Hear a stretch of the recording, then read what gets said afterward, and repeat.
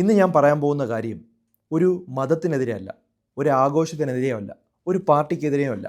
ഇത് ഒറ്റ കാര്യത്തിൽ മാത്രമാണ് പറയുന്നത്. മനുഷ്യജീവൻ്റെ വില. വെടിക്കെട്ട് ഒരു ആഘോഷമാണ്.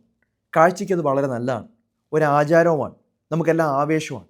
പക്ഷേ ഏതാനും സെക്കൻഡുകൾ പ്രകാശത്തിനും ശബ്ദത്തിനും പിന്നിൽ ഒരുപാട് വീടുകളുടെ കരച്ചിലാണ് ഇപ്പോൾ ഉണ്ടാവുന്നത്. പൊള്ളലേറ്റ് കിടക്കുന്ന ശരീരങ്ങളൊന്ന് ആലോചിച്ച് നോക്ക്. ജീവിതം മുഴുവൻ അവർ ആ ഒരു വേദന സഹിക്കേണ്ട അവസ്ഥ ഉണ്ടാവും. മരണപ്പെട്ട വീടുകളാണെങ്കിൽ അവർക്ക് മായാത്ത മുറിവുകൾ അവരുടെ കുടുംബത്തിന് ഉണ്ടാവുന്ന ഒരു സമയമാണ്. കേരളം വീണ്ടും വീണ്ടും ഒരേ പാഠം വളരെ ക്രൂരമായി പഠിച്ചുകൊണ്ടിരിക്കുകയാണ്. തൃശ്ശൂർ നടന്ന ഏറ്റവും പുതിയൊരു സ്ഫോടനത്തിൽ നിരവധി ജീവനുകളാണ് പോയത്. റിപ്പോർട്ടുകൾ പ്രകാരം ഈ യൂണിറ്റിൽ തൃശ്ശൂർ പൂരം വെടിക്കെട്ടിനായിട്ടുള്ള സാധനങ്ങൾ തയ്യാറാക്കിയായിരുന്നു. നിരവധി തൊഴിലാളികളാണ് അന്ന് അവിടെ ഉണ്ടായിരുന്നത്. നിരവധി പേർക്ക് ഗുരുതരമായിട്ടുള്ള പൊള്ളലേറ്റു. ചിലരുടെ ശരീരത്തിൽ 75% പൊള്ളലേറ്റ അവസ്ഥയാണ് എന്നാണ് വാർത്തകൾ പറയുന്നത്. ഇതിൻ്റെ കാരണം ഇപ്പോഴും അന്വേഷിച്ചുകൊണ്ടിരിക്കുകയാണ്. ചില റിപ്പോർട്ടുകൾ പറയുന്നത് കനത്ത ചൂടാകാം എന്നുള്ളൊരു കാരണം പറയുന്നു. പക്ഷേ അന്തിമ കാരണമായിട്ട് ഇപ്പോഴും ഒന്നും പറയാനായിട്ടില്ല. സത്യസന്ധമായിട്ട് പറയേണ്ട ഇതാണ്. കാരണം എന്തുമായിക്കോട്ടെ, ഇനിയും ഇത്തരത്തിലുള്ള വെടിക്കെട്ടുകൾ വേണോ എന്നുള്ളതാണ്. ഇത് ആദ്യത്തെ സംഭവമല്ല. 2016 കൊല്ലത്ത് ഒരു ഉത്സവം നടന്ന സമയത്ത് വെടിക്കെട്ട് ദുരന്തത്തിൽ കേരളത്തിൽ ഒത്തിരി ആളുകളാണ് മരണപ്പെട്ടത്. അത് ശരിക്കും ഒരു മായാത്ത മുറിവാണ്. 110 ആളുകളാണ് അന്ന് മരണപ്പെട്ടത്. നൂറുകണക്കിന് ആളുകൾക്ക് പരിക്കേറ്റു. ആ ദുരന്തത്തിന് ശേഷം കേരള ഹൈക്കോടതി ഉയർന്ന ഡെസിബൽ ശബ്ദമുള്ള പടക്കങ്ങൾക്കെതിരെ കടുത്ത നിയന്ത്രണം ആവശ്യപ്പെട്ടു. അതായത് നമ്മൾ ഈ ഭീഷണി അറിയാത്തവരല്ല. നമ്മളിതിൻ്റെ വില ഒരിക്കലല്ല പലതവണ അനുഭവിച്ചവരാണ്. അതിനും പിന്നാലെയും അപകടം ഉണ്ടായിട്ടുണ്ട്. 2024 ഒക്ടോബറിൽ കാസർഗോഡ് നീലേശ്വരത്ത് ഒരു ഉത്സവത്തിൽ സൂക്ഷിച്ചിരുന്ന വെടിക്കെട്ട് പൊട്ടിത്തെറിച്ച് 150 ആളുകൾക്കാണ് പരിക്കേറ്റത്. പിന്നീട് മരണസംഖ്യയും ഉയർന്നു. കുറച്ച് ദിവസങ്ങൾക്ക് മുമ്പ് പാലക്കാട് വിഷു സമയത്തും വെടിക്കെട്ട് സ്ഫോടനത്തിൽ ഒരാൾ മരിച്ചു. ഈ വാർത്തകൾ ഒറ്റപ്പെട്ട ദുരന്തങ്ങളല്ല. സുരക്ഷയെക്കാളും പതിവിനും ആവേശത്തിനും മുൻഗണന നൽകി കഴിഞ്ഞാൽ ഇത്തരത്തിലുള്ള സംഭവങ്ങൾ ഇനിയും ആവർത്തിക്കാം. എത്രയൊക്കെ മുന്നറിയിപ്പ് പറഞ്ഞാലും സംഭവിക്കാം. ഒരു ഡോക്ടറുടെ കണ്ണിലൂടെ നോക്കുന്ന സമയത്ത് വെടിക്കെട്ടെന്ന് പറയുമ്പോൾ ഒരു ബേൺ കേസ് മാത്രമല്ല, ചെറിയൊരു തീപ്പൊരി ഉണ്ടാവുന്ന വേദന എന്ന് ആലോചിച്ച് നോക്കി. അപ്പോഴാണ് 10%, 20%, 30%, 70% പൊള്ളലുള്ള രോഗികൾ ശ്വാസവാതകത്തിൽ വിഷവാതകങ്ങൾ എന്നറിയും. പിന്നെ അതുപോലെ സെപ്സിസിലോട്ട് പോകും. ധാരാളം സർജറി വേണ്ടിവരും, റീഹാബിലിറ്റേഷൻ വരും. കുടുംബം മുഴുവൻ തകർക്കുന്ന ഒരു ചികിത്സാ രീതിയിലോട്ടാണ് മാറുന്നത് ഈ ഒരു പൊള്ളൽ.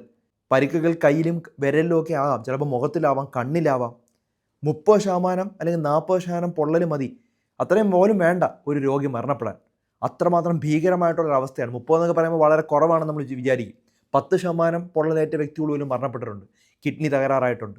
ICUവിൽ മാസങ്ങളോളം കിടന്നിട്ടുണ്ട്. അങ്ങനെ എനിക്കറിയാവുന്ന ഒത്തിരി ആളുകൾ മരണപ്പെട്ടിട്ടുണ്ട്. കൈ, മുഖം, നെഞ്ച്, അതുപോലെ ശ്വസന ഏരിയയിലൊക്കെ, ചെസ്റ്റിലൊക്കെ പൊള്ളലേറ്റ് കഴിഞ്ഞാൽ വലിയ പ്രയാസമാണ്. 70% പൊള്ളലൊക്കെ ഏറ്റ രോഗികളെ രക്ഷപ്പെടുത്താൻ വളരെ പ്രയാസമാണ്. ഈ ദുരന്തത്തിൻ്റെ ഒരു ക്രൂരത നമ്മളെ ബോധ്യപ്പെടുത്തിക്കണം, അത്രമാത്രമാണ്. ഇതിന് മറ്റൊരു പ്രധാന വിഷയം തൊഴിലാളികളുടെ സുരക്ഷയാണ്. പലപ്പോഴും പൊതുജനങ്ങൾ കാണുന്നത് അവസാനത്തെ വെടിക്കെട്ട് ഷോ മാത്രമാണ്. പക്ഷെ അതിനു മുമ്പ് ഉള്ള നിർമ്മാണം, സംഭരണം, കൈകാര്യം ചെയ്യുന്ന രീതി, ഇതെല്ലാം വളരെ അപകടകരമായിട്ടുള്ള രീതിയിലാണ്. ഔദ്യോഗിക സുരക്ഷാ നിർദ്ദേശങ്ങൾ തൊഴിലാളികളൊന്നും പാലിക്കുന്നില്ല. വ്യക്തമായിട്ടുള്ള ഗ്ലൗസുകളോ ഫ്ലെയിം റിട്ടാർഡൻറ്റ് സുരക്ഷാ വസ്ത്രങ്ങളോ റെസ്പിറേറ്ററി പ്രൊട്ടക്ഷന് വേണ്ടിയുള്ള മാസ്കുകളോ ഒന്നും വെക്കുന്നില്ല. കയ്യിൽ വെച്ചാണ് അവർ ചെയ്യുന്നത്. ഇതറിയാം, ഇത് പതിവാണ്, ഒന്നും സംഭവിക്കില്ല എന്നുള്ളൊരു സമീപനം ശാസ്ത്രീയമായി സുരക്ഷിതമല്ല. ഓക്കെ, ഗ്ലൗ ഇല്ലാതെ ആണ് പല ആളുകളും ഇത്തരത്തിലുള്ള കെമിക്കൽസ് ഹാൻഡിൽ ചെയ്യുന്നത്. ഇതെല്ലാം നമ്മുടെ ശരീരത്തിലൂടെ അബ്സോർവ് ചെയ്യണം. അവർക്ക് ക്യാൻസർ പോലുള്ള ഗുരുതരമായിട്ടുള്ള പ്രശ്നങ്ങളുണ്ടാവും, കിഡ്നിക്ക് പ്രോബ്ലം ഉണ്ടാവും. പതുക്കെ ഉണ്ടാകുന്നുള്ളത് കൊണ്ടാണ് നമ്മൾ അറിയാത്തത്. വെടിക്കെട്ടിൻ്റെ പ്രശ്നം ഇവിടെ മാത്രം ഒതുങ്ങുന്നില്ല. ശബ്ദ മലിനീകരണം, നമ്മളൊക്കെ വിചാരിക്കും അത് വളരെ ചെറിയൊരു കാര്യമാണെന്ന്. പക്ഷെ അത് വലിയ പ്രോബ്ലമാണ്. ഇത്ര വലിയ ശബ്ദം കേൾക്കുന്ന സമയത്ത് നമ്മുടെ ചെവിയിൽ ചെറിയ രീതിയിലുള്ള ഹെയർ ഫോളിക്കിൾസ് പോലത്തെ സാധനമുണ്ട്. അതിങ്ങനെ വൈബ്രേറ്റ് ചെയ്യുമ്പോഴാണ് നമുക്ക് സൗണ്ട് കേൾക്കാൻ പറ്റുന്നത്. അമിതമായിട്ടുള്ള ശബ്ദം കേട്ട് കഴിഞ്ഞാൽ അത് ഇളകിപ്പോകാനും ജീവിതകാലം മൊത്തം ചെവിക്കത് മൂളലോ അല്ലെങ്കിൽ ചെവി കേൾക്കാത്ത അവസ്ഥ ഉണ്ടാവും. അതുപോലെ തന്നെ ഹൃദയത്തിന് അസുഖമുള്ള ആളുകൾ, ഹൃദ്രോഗികൾ, പ്രായമുള്ള ആളുകൾ, ഈ ഓട്ടിസമുള്ള കുട്ടികളൊക്കെ ശരിക്കും ഇത്തരത്തിലുള്ള സൗണ്ട് വലിയ പ്രശ്നം ഉണ്ടാക്കും. അങ്ങനെ ഒത്തിരി രോഗികൾ ആശുപത്രികളിൽ വരാറുണ്ട്. അത് കൂടുതൽ ബുദ്ധിമുട്ടുണ്ടാക്കുന്നൊരവസ്ഥയാണ്. ഇത് കൂടാതെ വേറൊരു വലിയ പ്രശ്നമുണ്ട്, വായു മലിനീകരണം. ഇത് നമ്മൾ വലിയ കാര്യമാക്കാറില്ല. വെടിക്കെട്ട് കത്തുന്ന സമയത്ത് വായുവിൽ പല മെറ്റീരിയലും വരുന്നുണ്ട്. സൾഫർ ഡയോക്സൈഡ് വരുന്നുണ്ട്, നൈട്രജൻ ഓക്സൈഡ് വരുന്നുണ്ട്, കാർബൺ മോണോക്സൈഡ് വരുന്നുണ്ട്. ചില മെറ്റൽ സോൾട്ട് എല്ലാം ഇങ്ങനെ ആകാശത്തിലോട്ട് ഉയരാം. ഇത് നമുക്ക് ശ്വാസതടസ്സം ഉണ്ടാവാം, ആസ്മ ഉണ്ടാക്കാം, ചുമയുണ്ടാക്കാം, കണ്ണിനും മൂക്കിനും ഇറിറ്റേഷൻ ഉണ്ടാക്കാം, വീസിങ് ഉണ്ടാക്കാം, തൊലിക്ക് പ്രോബ്ലം ഉണ്ടാവാം. ഇപ്പോൾ വെടിക്കെട്ടിൻ്റെ പുകയും കാണാനൊക്കെ വളരെ നല്ലതാണ്, പക്ഷേ ഭാവിയിൽ ആസ്മ ഉണ്ടാവാനും COPD പോലുള്ള അസുഖങ്ങൾ ഉണ്ടാവാനും അലർജി പോലുള്ള അസുഖങ്ങൾ ഉണ്ടാവാനും കാരണമുണ്ട്. അപ്പോൾ ഇത് പെട്ടെന്ന് വരാമെന്നൊക്കെ നമ്മൾ കരുതും, പക്ഷേ രാത്രി നമ്മൾ ഈ ഒരു പടക്കമെല്ലാം കാണുന്ന സമയത്ത് അല്ലെങ്കിൽ ഈ വെടിക്കെട്ടെല്ലാം കാണുന്ന സമയത്ത് നമ്മളിതെല്ലാം ശ്വസിക്കുകയാണ്. അപ്പോൾ പലരും ചോദിക്കുന്നത്, ഒരു ദിവസത്തെ വെടിക്കെട്ടുണ്ടായാൽ ഇത്രമാത്രം പ്രോബ്ലം ഉണ്ടാവും? പ്രശ്നം ഒരു ദിവസത്തെ പുകയല്ല. വലിയ ആഘോഷങ്ങൾക്ക് സമയത്ത് എത്ര ഒരു മലിനീകരണമാണ് ഉണ്ടാകുന്നത്, വായു മലിനീകരണം. അപ്പോൾ അത്രമാത്രം മെറ്റൽ പാർട്ടിക്കിൾസ് നമ്മുടെ അന്തരീക്ഷത്തിലുണ്ട്, അതാണ് നമ്മൾ ശ്വസിക്കുന്നത്.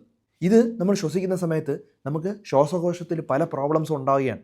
ഭാവിയിൽ അലർജി ഉണ്ടാവാനും വിട്ടുള്ള ചുമ ഉണ്ടാവാനും കാരണമാണ്. ഇതൊക്കെ പതുക്കെ സംഭവിക്കുന്നത് കൊണ്ടാണ് നമ്മൾ വലിയ കാര്യമായിട്ട് എടുക്കാത്തത്. ഇപ്പോൾ ഒരു വെടിക്കെട്ട് ദുരന്തം ഉണ്ടായ സമയത്താണ് ആ ഒരു ദുരന്തത്തിനെക്കുറിച്ചും ആ പൊള്ളലിനെക്കുറിച്ചും ഒക്കെ ആളുകൾ സംസാരിക്കും. അത് കഴിയുമ്പോൾ കുറച്ച് കഴിയുമ്പോൾ മറക്കും. പക്ഷേ വെടിക്കെട്ട് പല തരത്തിലുള്ള പ്രശ്നങ്ങളാണ് ഉണ്ടാക്കുന്നത്. ഞാൻ വീണ്ടും ആവർത്തിക്കുന്നു, ഇതൊരു ആചാരത്തിനെതിരെ സംസാരിക്കുന്നതല്ല. ലോകമെമ്പാടും ഇപ്പോൾ ഇത് മനസ്സിലാക്കി പലയിടത്തും ഇതുപോലുള്ള വെടിക്കെട്ടുകളൊക്കെ നിരോധിച്ചുകൊണ്ടിരിക്കുകയാണ്. ഇത് മതത്തിനെതിരെ സംസാരിക്കുകയല്ല, ഒരു ആചാരത്തിനെ ചെറുക്കാനുള്ള ശ്രമമല്ല. മനുഷ്യരുടെ ജീവൻ രക്ഷിക്കാനായിട്ട് നമുക്ക് എന്തൊക്കെ ചെയ്യാമെന്നുള്ളതാണ് ചിന്തിക്കേണ്ടത്. ഓൾറെഡി നമ്മുടെ അന്തരീക്ഷത്തിൽ അത്രമാത്രം പൊല്യൂഷൻ ഉണ്ട്. അതിനോടൊപ്പം ഇതുപോലുള്ള ആഘോഷങ്ങൾ കാരണം കൂടുതൽ പൊല്യൂട്ടായി കഴിഞ്ഞാൽ അത് നമുക്ക് പല ബുദ്ധിമുട്ടുകളും ഉണ്ടാക്കാം. അപ്പോൾ ആഘോഷങ്ങളൊക്കെ നല്ല തന്നെയാണ്, വിശ്വാസമൊക്കെ നല്ല തന്നെയാണ്. ഉത്സവത്തിന് നമ്മൾ കുടുംബമായിട്ട് ആഘോഷിക്കണം, പക്ഷേ അത് കുടുംബത്തിൻ്റെ കരച്ചിലാവാൻ പാടില്ല, മറ്റുള്ളവർക്കുള്ളൊരു ദുഃഖമാവാൻ പാടില്ല. കൈയോ കാലോ നഷ്ടപ്പെട്ട ഒരു വ്യക്തിയെ ഒന്ന് ആലോചിച്ച് നോക്ക്, ഒരു കുഞ്ഞ് പൊള്ളലേറ്റ് ICU കിടക്കുന്നൊന്ന് ആലോചിച്ച് നോക്ക്. ഇതൊക്കെ അവോയ്ഡ് ചെയ്യണമെങ്കിൽ നമ്മൾ ഇത് നിർത്തുകയാണ് നല്ലത്. വെടിക്കെട്ട് വേണോ വേണ്ടേ എന്നുള്ളത് നമ്മൾ സ്വന്തമായി ചോദിക്കേണ്ടതാണ്, സർക്കാർ തീരുമാനം എടുക്കേണ്ടതാണ്. മനുഷ്യ സുരക്ഷയ്ക്കാണ് ആദ്യത്തെ പരിഗണന നൽകേണ്ടത്. നിർമ്മാണ യൂണിറ്റുകൾ കർശനമായിട്ടുള്ള ലൈസൻസിങ് കൊണ്ടുവരണം, അത് ഓഡിറ്റ് ചെയ്യണം. തൊഴിലാളികൾക്ക് ഇതുപോലെ പ്രൊട്ടക്റ്റീവ് എക്യുപ്മെൻറ്റ്സ്, ഗ്ലൗസുകൾ കൊടുക്കുന്നുണ്ടോ എന്നുള്ള കാര്യം ചെക്ക് ചെയ്യണം. സ്റ്റോറേജ് ചെയ്യുന്നത് കറക്റ്റായിട്ടുള്ള റൂൾസ് പാലിക്കുന്നുണ്ടോ എന്ന് ശ്രദ്ധിക്കണം. ചൂട് താങ്ങാനായിട്ട് കഴിയുന്നുണ്ടോ എന്നുള്ള കാര്യങ്ങൾ ചെക്ക് ചെയ്യണം. അതുപോലെ വെടിക്കെട്ട് നടത്തുന്ന സമയത്ത് ആളുകൾ അതിൻ്റെ തൊട്ടടുത്താണോ നിൽക്കുന്നത്, ഇതുപോലെ പൊള്ളലുണ്ടായാൽ രക്ഷിക്കാനായിട്ടുള്ള ഫസ്റ്റ് എയ്ഡ് സിസ്റ്റംസ് അവിടെ ഉണ്ടോ, ഇതൊന്നും ശരിക്കും നമ്മൾ നോക്കാത്ത കാര്യങ്ങളാണ്. ഓക്കെ, അപ്പോൾ ഇതൊക്കെ നോക്കാതെ ഒരു ഭാഗ്യവശാൽ എല്ലാം ഇങ്ങനെ നോർമലായിട്ട് നടന്ന് പോവുകയാണ്. എപ്പോൾ വേണമെങ്കിലും ഇതുപോലുള്ള പ്രോബ്ലംസ് ഇനിയും ഉണ്ടാവാം. വീണ്ടും രക്തത്തിൽ പഠിക്കേണ്ട ഒരു അവസ്ഥ ഉണ്ടാകാതിരിക്കാൻ വേണ്ടിയാണ് ഞാനൊരു വീഡിയോ ചെയ്തത്. ഇന്നത്തെ എൻ്റെ ഒരു അഭ്യർത്ഥന വളരെ ലളിതമാണ്. നമ്മൾ വെടിക്കെട്ടിനെ മാത്രം നമ്മൾ നോക്കരുത്. ആ ഒരു വെളിച്ചവും ആ ഒരു സൗണ്ടും ആ ഒരു പ്രകാശവും മാത്രമല്ല നമ്മൾ ചിന്തിക്കേണ്ടത്. ICUയിൽ കിടക്കുന്ന വ്യക്തികളെ ആലോചിക്കുക, ഇത്രയും പൊള്ളലേറ്റാൽ ശരീരം എന്തായിരിക്കും വേദന സഹിക്കുന്ന ആലോചിക്കുക, കേൾവി നഷ്ടപ്പെട്ട ഒരു കുട്ടിയെ ആലോചിക്കുക, അതുപോലെ എന്തെങ്കിലും ജീവൻ നഷ്ടപ്പെട്ട കുടുംബത്തിനെ ആലോചിച്ച് നോക്കുക. ഈ ക്യാൻസറസ് ആയിട്ടുള്ള മെറ്റീരിയൽ നമ്മുടെ ശരീരത്തിലോട്ട് കയറി നമുക്ക് എന്തൊക്കെ പ്രോബ്ലം ഉണ്ടാകുമെന്ന് ആലോചിക്കുക.